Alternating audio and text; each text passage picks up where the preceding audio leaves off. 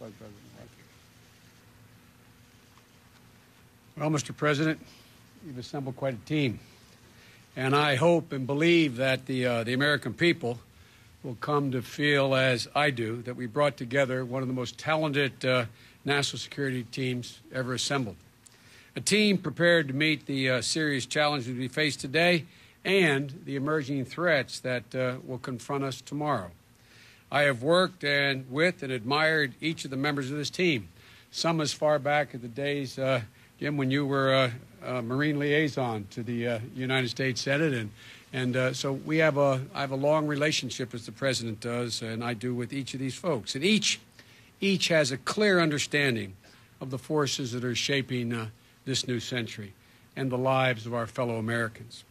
As was mentioned earlier, the wars in Iraq and Afghanistan, the emergence of China, India, Russia, Brazil, and a unifying Europe as major powers, the spread of lethal weapons to dangerous countries as well as dangerous groups, the shortage of and scarcity of energy, water, and food, the impact of climate change, economic dislocations, and persistent poverty, a technological revolution that sends people, ideas, and money around the planet at ever faster speeds, and, as was already mentioned, as we witnessed again last week with the terrible events in India, the challenge to democratic nation states from radical ideologies.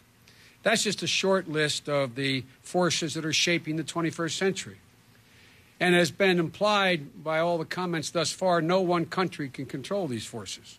But more than any other country in the world, we have the ability to affect them if we use the totality of our strength. And bringing together Senator Clinton, Secretary Gates, Eric Holder, Governor Napolitano, Susan Rice, and General Jones, the President-elect has assembled a national security team that is poised, in my view, to recapture the totality of America's strength. Each member of this team shares the goals and the principles that the President-elect and I have attempted to advance. Each member shares our conviction that strength and wisdom must go hand in hand.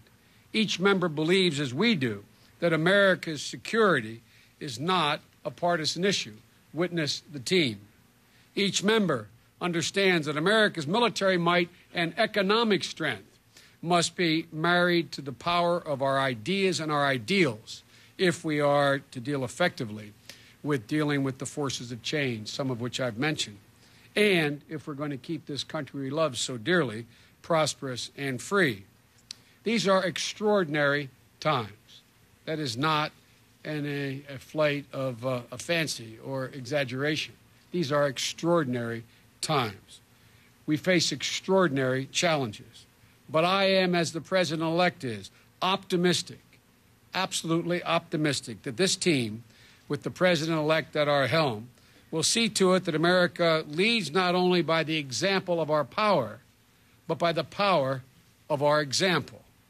And now, President-elect Obama is prepared to take your questions. And again, Mr. President-elect, congratulations on assembling what I believe will be a first-class team to lead us into this century. Thank you.